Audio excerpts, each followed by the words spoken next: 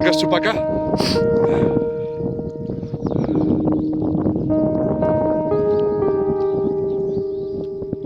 Jaką masz grubą plecionkę? O, to pomęczysz go.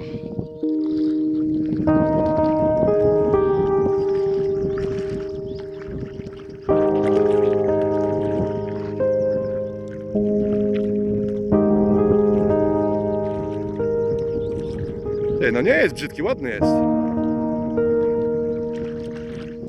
Piękny. Poradzisz sobie z nim? Poradzisz sobie z nim? Nie zjebiesz się, nie masz.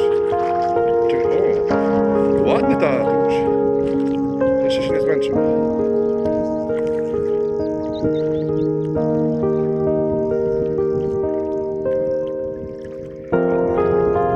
Dajesz, bo już jest twój, już jest twój.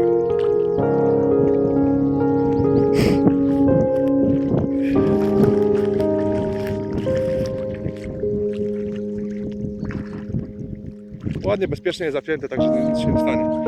Musisz go zmęczyć trochę. Bezpiecznie zapięty.